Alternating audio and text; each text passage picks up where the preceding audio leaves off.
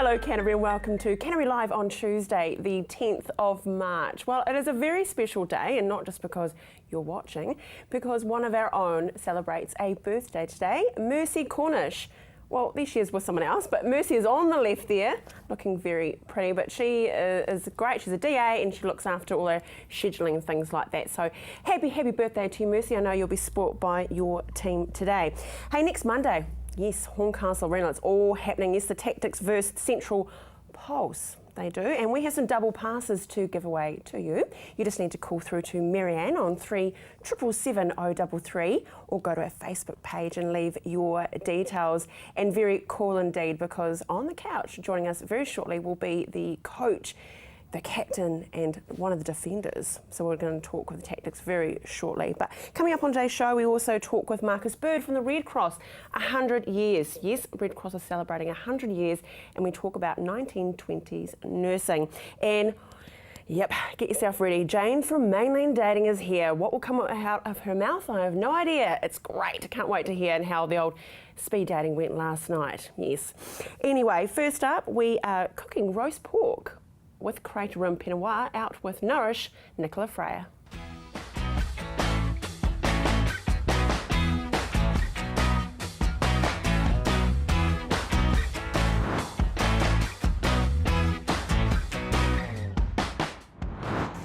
So today we've got a great roast, the good old pork roast, and we're here with Hayden again from the Crater Rim Winery. And I'm going to quickly just show you how I put together this roast. We've matched it with some great baby vegetables, which are sizzling away in the oven, and we're going to do some crushed potatoes with olive oil and salt and pepper, and a bit of crackling as well. So I'm going to just do this as we chat about this beautiful wine and how you think it will go with this roast. So this Pinot Noir goes really well. It's a nice light-bodied red wine, which matches the light texture of the pork. The flavours of cherry and the spicy notes of the tannin really go well with the lightness of the pork, I think. Yeah. So we're also doing a jus to go with this, and just reduce the cooking juices of the pork when I made the jus, and we were going to put a little bit of the Pinot with that, just to add a bit of flavour. So that's quite a nice thing to do. It's a great way to incorporate the wine in the food, I think, to make a nice easy jus at the... Yeah. Excellent. So I've just crushed these potatoes up. They've been baked, and then they've been just heated up in the microwave for now and crushed with some salt and pepper and olive oil. So I'm just going to pop those aside. So what's happening at this time of year at the winery, Hayden? So actually we're good timing today, because we're just about to bottle the 2014 Pinot Noir. So this exact same wine 3 years on. Wow. So it takes a while to really come to maturity. Yes, we like to leave the wine in bottle for at least 2 to 3 years before we put it on the market. Just finds the wine balances better in the bottle after this time. Okay. Right, so we have got some baby vegetables here that have been sizzling away. Got some beautiful little carrots, some beetroot and some beans as well.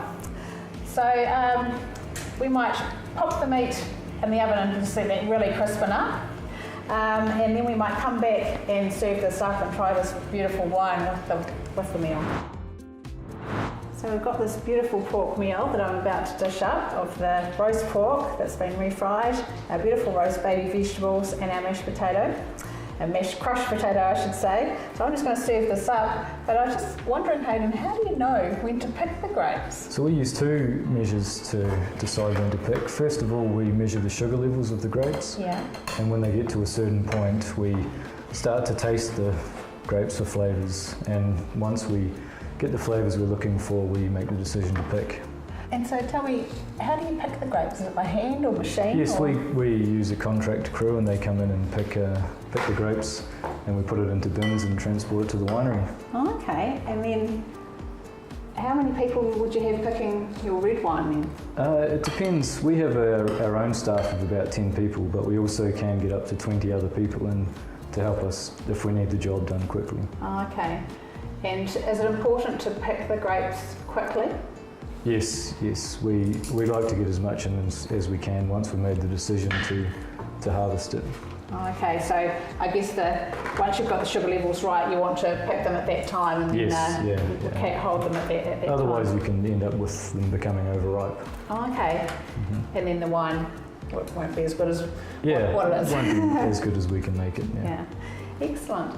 Okay, so I'm just adding these baby vegetables here, and I just think they look a little bit, just a bit different. I know they've got their stems still attached, but it just has that quite neat look there, and a little bit of green on the top with the beans as well. And we've actually made a jus, and we've added some of the wine to this jus, which gives just an extra little touch to this meal to go with the wine. So I'll just pour that over. And then we might be able to have a taste of this beautiful wine as it goes with it.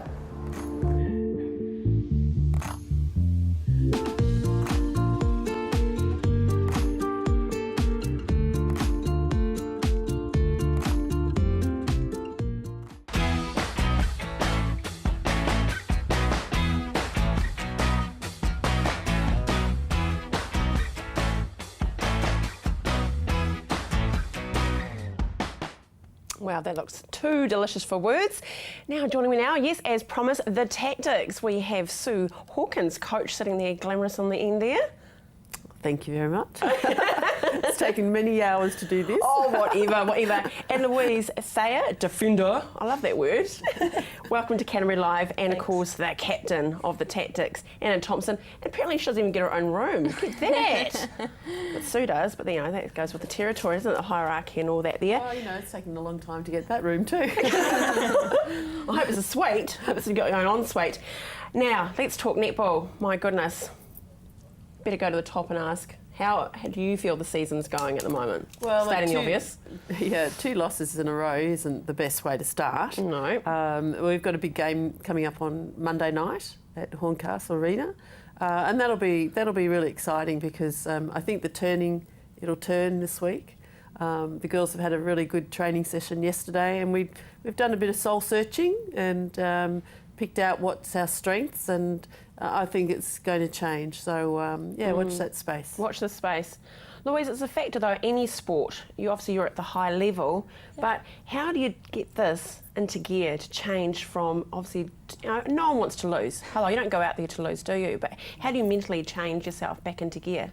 I think it's just looking at those little things, looking at what we did well, what we didn't do so well last week, and everyone individually doing that work to switch on and get the result going the other way. And how about you, Anna? I mean, no pressure, but you are the captain, so obviously the girls do look to you, for that guidance. How do you get yourself focused for a game? Yeah, I guess you don't want to be someone who tries to do everything, so you want to make sure that, as a captain, you do your own job well first and lead by example. And as Lou said, it's about refining the things that we do well, and there was some really good things that have happened in the last 2 games, so it's drawing on those and ensuring that the things that didn't work so well, that we really hone in on those. And as Sue said, we had a really good training session last night, and it's working on those little things, and it's hard work, and it's always going to be hard work. So it's being there for each other, but it's pushing yourself just that little bit further to be better than you were before. It's got to be supportive though, hasn't it? Definitely. Look, our error rate was high last game, and any team that sort of is over 20 really won't be successful. And I think we had 26.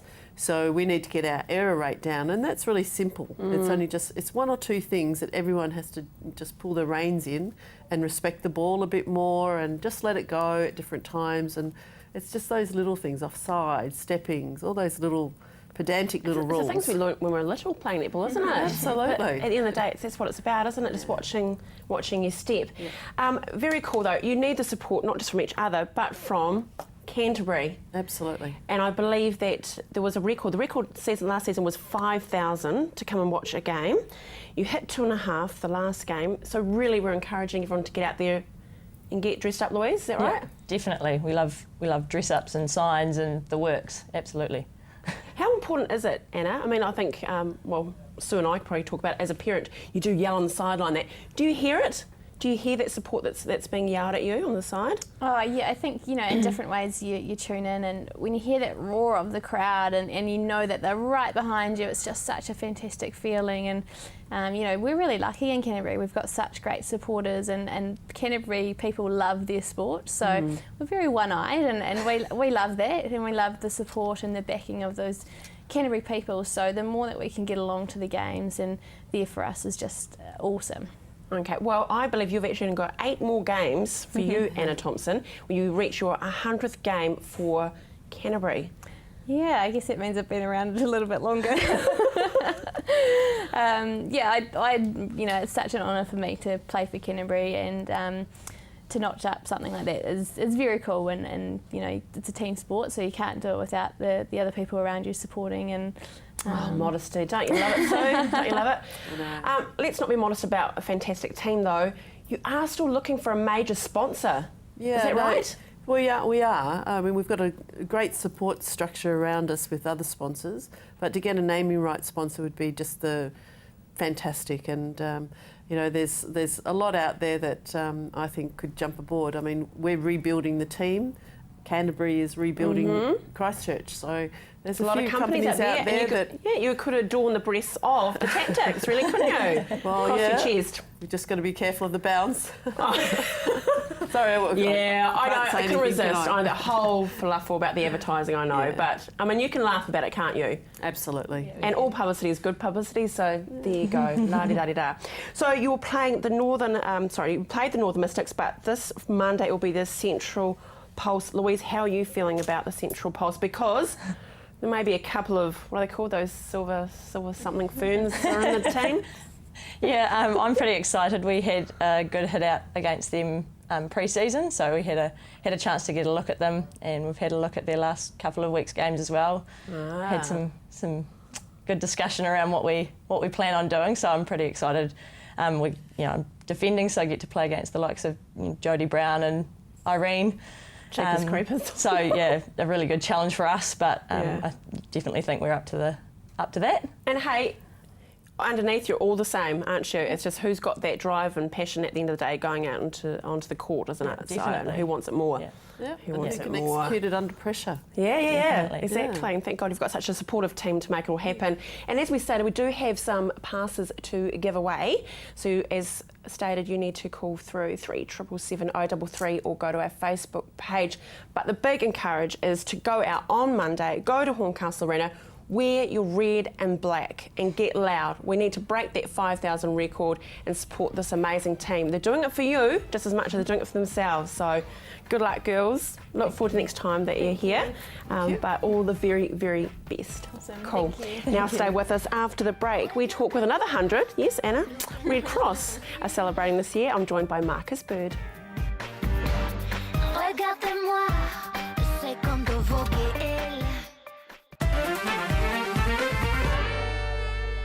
And I'm joined now by Marcus Bird from Red Cross. And today, Marcus, of course, in your 100th year, which is just phenomenal, we're talking 1920s home nursing. Yes, so the 1920s was really a time that set out what we were going to do, 90 years from that time. So it's what we do today. The 1920s really started at the end of the First World War, when around 7,000 to 8,000 soldiers who were sick and injured were returning back to New Zealand. New Zealanders were quite excited by the end of the war, but around this time there was also a influenza epidemic.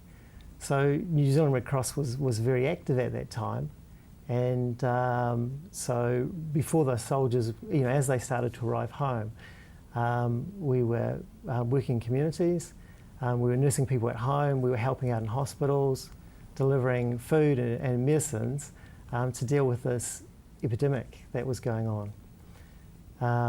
And then as that began to wind up by Christmas that year, we were preparing for the influx of soldiers returning to New Zealand.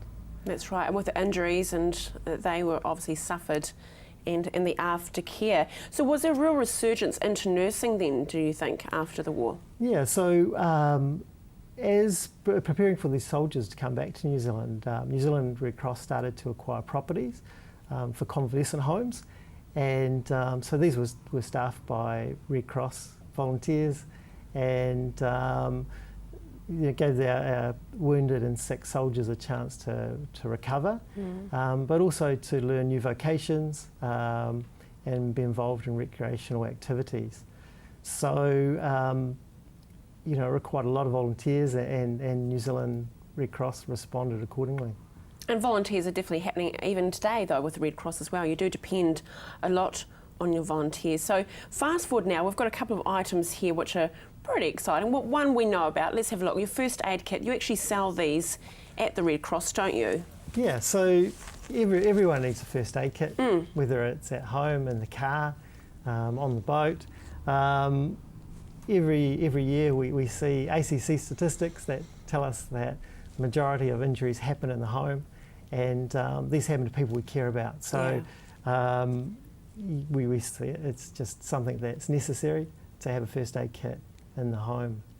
And how much better to actually purchase it from the Red Cross when you know the funds are actually going back into the organisation as well? So to do the work we do, it requires ongoing revenue, and things like first aid training, our retail shops, the selling of first aid products such as first aid kits and defibrillators. It helps run our organisation.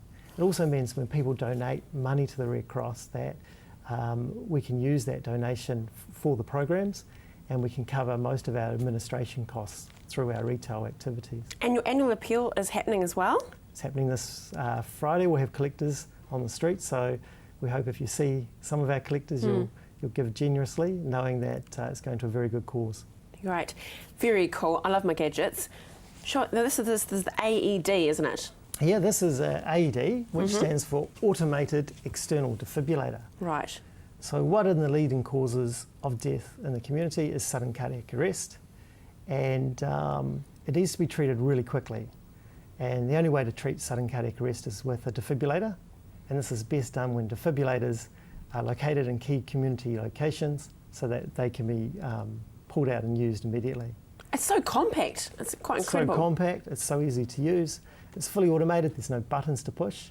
In fact, we train most high school students throughout Canterbury on how to use this device and throughout New Zealand. That's brilliant. Well, can you open it up for us if we can have a look-see? Okay, so it's rather simple. And then, rightio. Stay calm. Follow these voice instructions. Make sure emergency services are called now. That's brilliant. Imagine that being your fame to claim. I'm the voice of the AED. Now, so that's it. So basically when you open up, that's it. That there is basically telling anyone that's around that you must call 111, and then the process starts. So the AED will tell you exactly what to do. It'll tell you how to attach the pads, and it'll ask you to stand by while a shock's delivered, and then it'll instruct you on how to do CPR. So even counting out how many compressions and telling you when to breathe. That is incredible. And just remember, you can go to the Red Cross website for more information. It's redcross.org.nz, and you can find information there. And make sure, please, you donate generously this Friday. Thanks, Marcus, for joining me. Thank you. Stay with us after the break. Woo, I can hear her. Yep, she's here. Jane from Mainland Dating.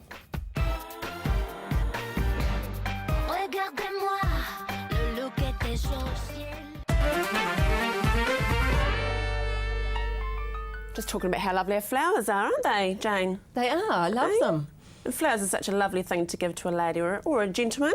Yes. After they've had their speed dating experience. Well, not quite after the speed dating. Maybe as they get to know them a little bit further down the track. And how is mainland dating? Mainland dating's fantastic, as always. Yeah. Meeting and you've got that whole wonderful, wonderful role to actually put relationships together. No, Andrea, I don't put relationships together. Well, you do, lovely. You've got to put them in the same place, haven't you? I get people together and they create the relationships. It was really interesting. I was at a home show down in Dunedin in the weekend. Right. And I was delighted because I run events in Dunedin as well. And I was talking to a lady at Carpet Court, And she says, "You're Jane." I said, "I am Jane." She says, "I met my partner through mainland dating 3 years ago." Aww. I said, "Oh, thanks very much. Can I get 50% off this covering?" She said, "No." Or a free rug. Tried. Did you do? Good on her. God loves a try. Yeah. Tonight you're hosting. I'm doing a 28 to 42 year age group tonight. So people in their 30s, so a nice mixture, yeah. And are you still needing some chaps or ladies who... Well, listen, if anyone wants to come along tonight, they just need to give me a call. Ideally, a couple of extra ladies would be great, but, you know, anyone can call, that's fine, yeah. Okay, so let's go back to basics, because we joke and laugh and things like that, but really, at the end of the day, what vehicle are you providing for us looking for a potential partner? In the modern age, it's really hard to know who's single and who's not. And there's mechanisms. You can go on the internet, and in the modern age you can do the old swipey thing. That Tinder thingy-majiggy. That Tindery thingy-majiggy. Or you could go to the pub. But one of the tricky things is you just don't know who's single and who's not. And so one of the things that's nice about the speed dating that I run is that everyone is there with the common purpose of wanting to meet new people. And so they're all genuine single people. They're coming to an event where it's conversation, so you know that they're going to be able to have conversation. And you know, because there's a fee involved, we've knocked out all the people that maybe don't have any money. That's always a good thing too. You know, that sounds brutal, but that's reality. So it's really just a nice bunch of normal social people that are happy to engage in normal social conversation. And so that's nice, but it's a really nice bunch of people because they're all genuinely single and they're looking to meet other people. So in effect, it's a target-rich environment. You've actually just nailed one. Nailed one thing there, though. Yeah. Is that in some circumstances you don't know if they actually do have a partner. That's right. Or even, dare I say it, married. Yeah, yeah. But for the speed dating, they're always single because the reality is this is a face-to-face event, and if someone comes along and they're not single, there's any chance that somebody in the room will be able to say, that person has got a partner. And so that's the risk that people would run at a face-to-face event, which means they generally don't. The other thing that is interesting, Andrea, is I've been doing this for a long time and I've learned all my skills on the job. When I first started speed dating, I got caught out once or twice with married men coming to the events, thinking that these single women might be keen enough to have a bit on the side. No. Yes, but it didn't work because everyone always pointed them out saying he shouldn't be here, he's married. But what's funny is now I'm much better at sort of chatting to people on the phone, and people who are not single ask questions of me that single people would never ask. And so I can just catch them out and I say, are you asking me that question because you're married? And they go, what are you talking about? I say, just rephrase that. Are you married? and then it's simple. They get off the phone real quick. I put their number in my phone so I'm ready for them next time, and they bugger off. So it's good. Oh, I love it. I love it. Yeah. Cads. Crikey. Okay, putting out there, if we're not part of the age group tonight, you have other events, of course, happen right throughout the year. I do. We just need to go to your website for the calendar. Yeah, the easiest thing is go to the website www.mainlanddating.co.nz, or people can see my number in all the newspapers. They just need to give me a call and say, Jane, when's the event coming up for me? Yeah, as simple as that. Hey, if we're going out for, say, a first date this weekend, what's one quick tip? Keep smiling. Oh, I love it. Keep smiling. That's it, isn't it? That's it. I know. Yeah. Oh, my goodness. See you next time, my lovely. Hey, thank you so much for joining us. Oh, by the way, also awesome jib work too. Apparently she's doing her own jibbing. Tomorrow we're joined by the Canterbury Police Prevention Manager and the Royal New Zealand Ballet. Have a great day. See you tomorrow.